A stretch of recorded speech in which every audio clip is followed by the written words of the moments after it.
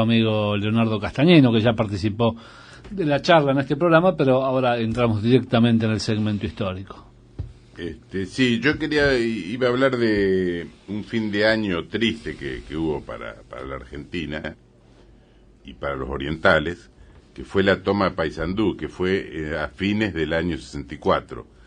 1864. Desde 1864, desde los últimos días de diciembre y los primeros días de enero, fue justo en ese momento.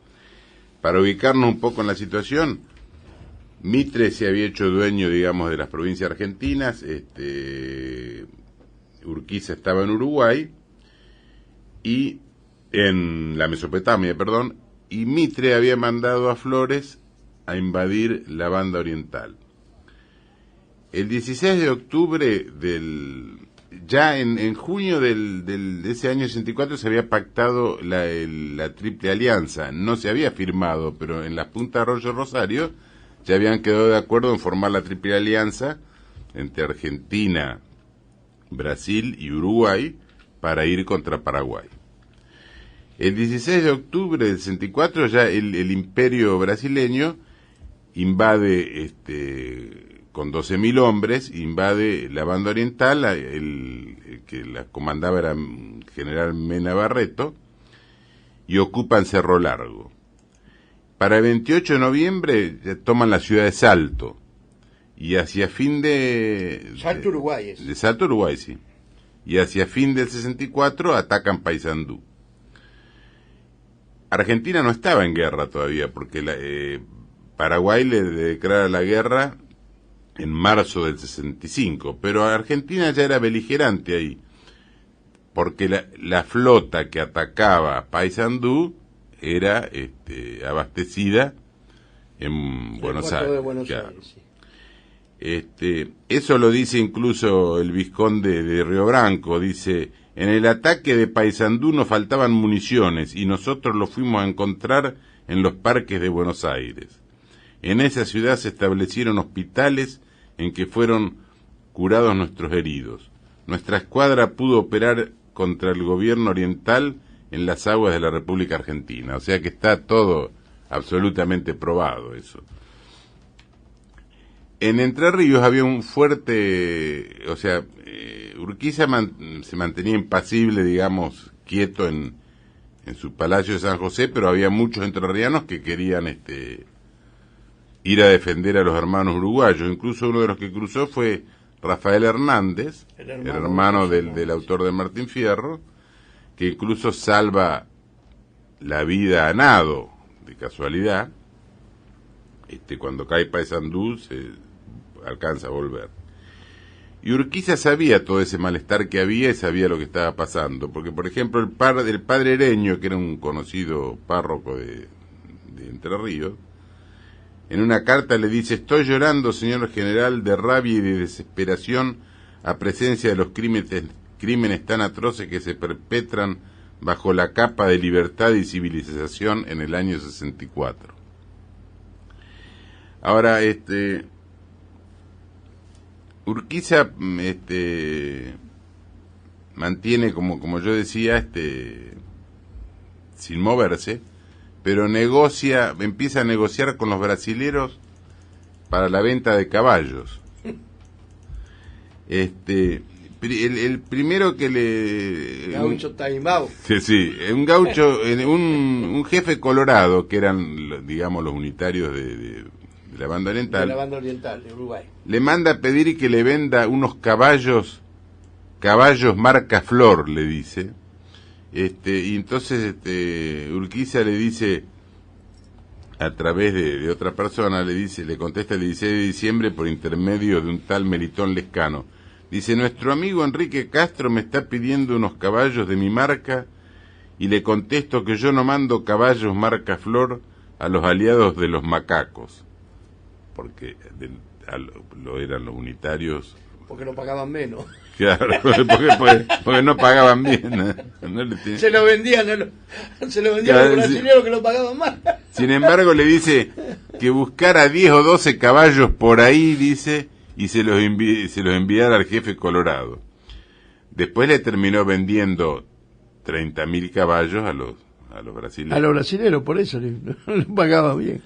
El 1 de enero del 65, en el diario del Sitio y Defensa, da el siguiente detalle, porque bombardean Paysandú hasta que prácticamente la derrumban.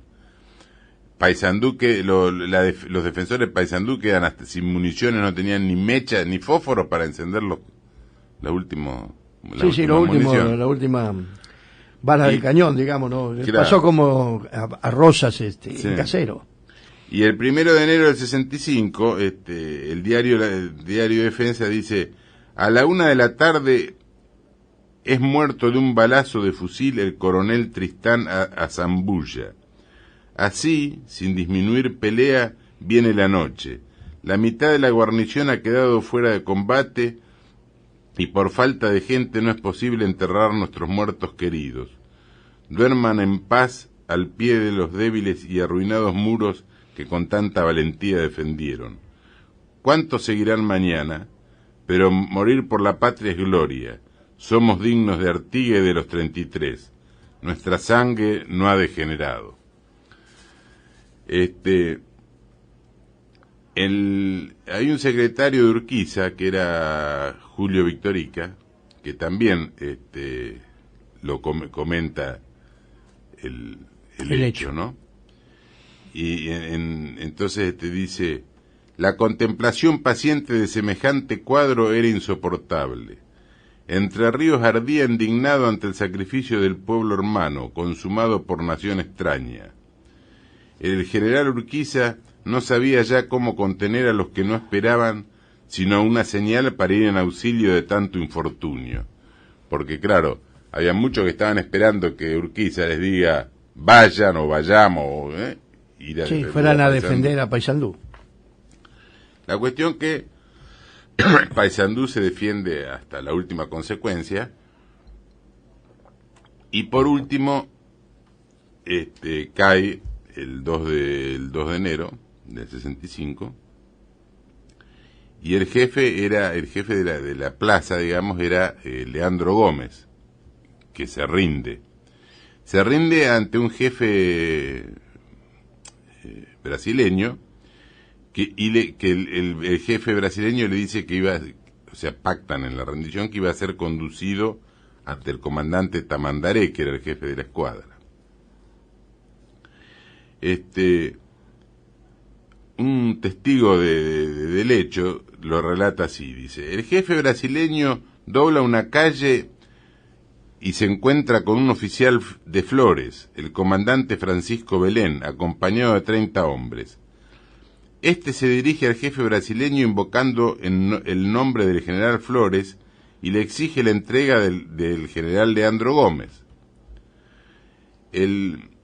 Dice, se resiste, el otro insiste, el brasileño le dice que el varón es garantía de la capitulación y por último le pide orden por escrito de parte de Flores. O sea, él se rinde a los brasileros. Uno de Flores se lo pide, el brasilero se resiste, no se lo quiere entregar, claro, y le pide que se lo dé por escrito, con una orden de Flores por escrito. En ese interín llega un tal Goyo Suárez, y a nombre del general Flores le pide nuevamente, esto lo sigue relatando el mismo testigo, ¿no? A nombre del general Flores pide nuevamente la entrega del general Leandro Gómez y sus compañeros. El jefe brasileño finalmente lo entrega. Entonces Goyo Suárez le dice: comandante Belén, recíbase usted de estos hombres. Echan a andar y llegan a un portón de hierro. Belén da las voces: aquí nomás. Por la parte de adentro de ese portón se ejecuta el terrible suplicio de la víctima, o sea, de Leandro Gómez. Lo estropean, lo desnudan y lo cosen a puñaladas. Uno de los Mujica, Eleuterio, le descarna la pera, estando aún vivo el general. Los compañeros siguen la misma suerte, reciben la muerte a puñaladas y balazos. A todo este hecho, Guido Spano lo nombró como el infame espectáculo. Y entonces yo digo, de esta forma llegaba la civilización. El diario de la Nación, que en ese momento se llamaba la Nación Argentina, después le cambiaron el nombre, pero es el mismo, la misma línea, digamos. El 3 de enero de 1865 dice así en la editorial, dice: la cuestión para nosotros no es saber si Leandro Gómez tiene miedo a las balas o no.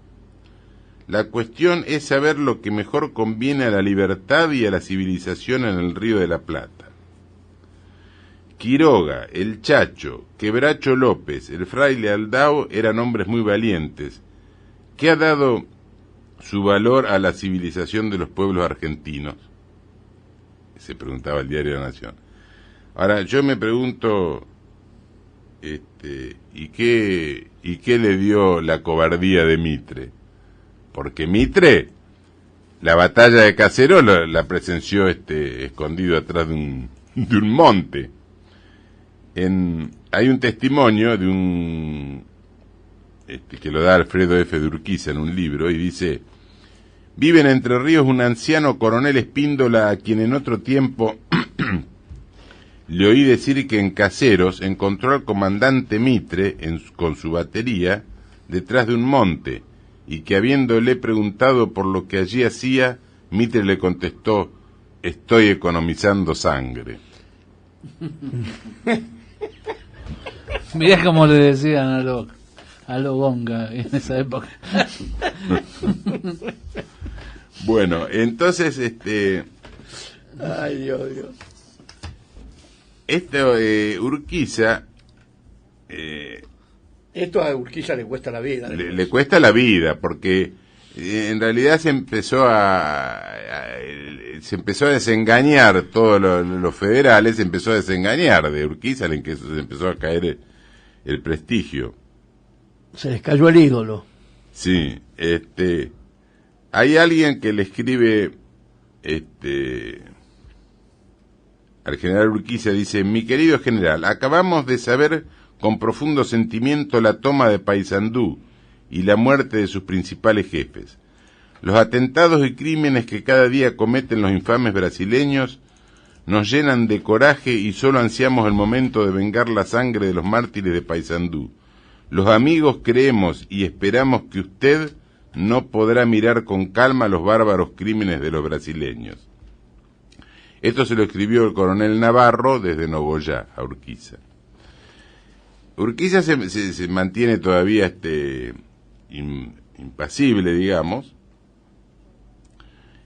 y le ordena a Ricardo López Jordán, que era un